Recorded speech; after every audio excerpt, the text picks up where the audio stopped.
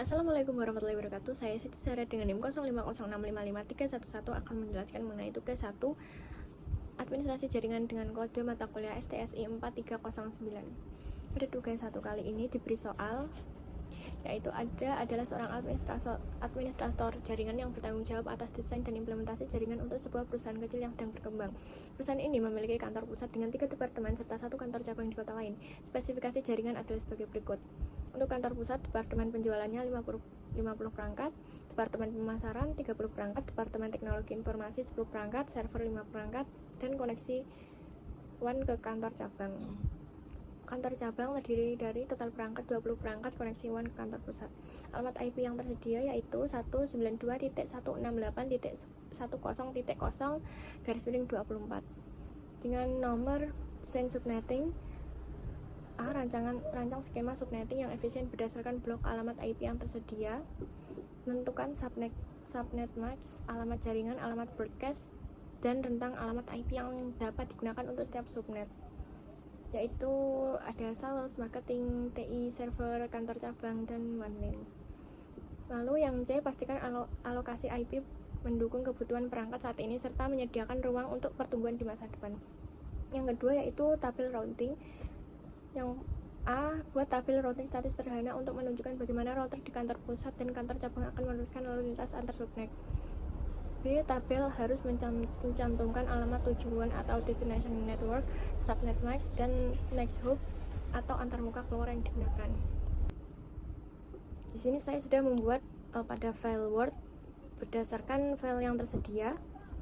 Nah, ini adalah alamat IP-nya 192.168.10.0/24. Untuk yang pertama yaitu desain subnet atau subnetting. Rancang skema subnetting yang efisien berdasarkan blok alamat IP yang diberikan. Tentukan untuk setiap subnet. Terdapat subnet mask, alamat jaringan atau network address, rentang alamat IP yang dapat digunakan atau usable IP range, dan yang terakhir alamat broadcast. Pastikan alokasi IP tidak hanya mencukupi kebutuhan saat ini, tetapi juga menyediakan ruang untuk pertumbuhan di masa depan. Di sini saya sudah mengisi tabel subnettingnya yang terdiri dari divisi atau segmen, yaitu ada penjualan, pemasaran, kantor cabang, TI, server, dan link WAN. Lalu kebutuhan hostnya dan juga subnet mask, network address, usable range, and broadcast address. Nah, di sini saya mengisi berdasarkan pada tabel ini ya. Nah, kan di sini penjualannya dalam penjualan kita membutuhkan host sekitar 50, maka subnet masknya di sini yaitu 255.255.255.192/26. Mengapa 26? Karena apabila kita menggunakan kebutuhan host sekitar 50, nah di sini kita cari ya maksimal hostnya 50, maka ada di ini ya rentang 64 ya, di bawah 64. Nah di sini max weight-nya menggunakan garis miring 26. Begitu juga seterusnya untuk pemasaran, kebutuhan hostnya 30, maka di sini 27. Untuk kantor cabang kebutuhan hostnya 20, maka 27 juga, karena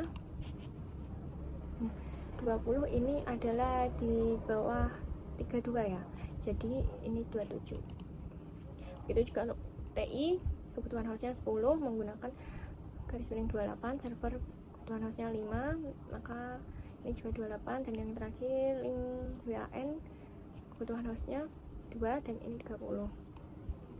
Lalu untuk network address-nya pada penjualan yaitu 192.168.10.0, usable range 192.168.10.1.10.62, broadcast address-nya 192.168.10.63. Begitu juga dengan seterusnya. Di sini saya mengisi berdasarkan ini ya, tabel ini. Lalu selanjutnya ada tabel routing. Buat tabel routing statis sederhana untuk router di kantor pusat dan kantor cabang. Tabel harus menunjukkan bagaimana router akan meneruskan lalu lintas antar subnet. Cantumkan destination network, subnet mask, next hop atau interface yang digunakan. Nah, pada tabel routing statis, agar semua departemen ini bisa saling kirim data, kita perlu antar routing statisnya.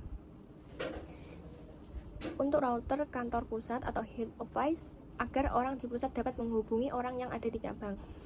Di sini networknya 192.168.10.96, subnet masknya 255.255.255.244, lalu next hub atau interface-nya 192.168.10.162. Ini adalah jalur menuju jaringan ke kantor cabang. Lalu selanjutnya ada tabel routing di router kantor cabang atau branch office. Ini adalah yang perlu dijelaskan lebih lengkap atau yang perlu dijabarkan lebih lengkap, karena router di cabang ini harus tahu jalan menuju ke semua departemen yang ada di pusat secara spesifik. Nah, ini destinasi networknya 192.168.10.0, subnet masknya 255.255.255.192, lalu next hub atau interface-nya 192.168.10.161. Ini adalah jalur menuju departemen penjualan pusat. Lalu untuk jalur departemen menuju pemasaran di pusat, destination networknya ini sama ya, ini sama, bedanya cuma di titik 68. Lalu subnet masknya juga sama 255 titik, bedanya di ini 224. Next hubnya ini angkanya sama, dan ini juga 161. Lalu selanjutnya untuk jalur menuju departemen TI di pusat, ini titik 128, lalu subnet masknya titik 240, next hubnya titik 161, dan yang terakhir jalur menuju departemen WAN, networknya titik 144, subnet masknya titik 240, dan next hubnya titik 1061. Oh ya, ini kurang ya, maaf. Jadi ini sama ya, 161. Demikian yang dapat saya jelaskan. Mohon maaf apabila ada salah kata, mohon koreksinya dan mohon tambahannya. Wassalamualaikum warahmatullahi wabarakatuh.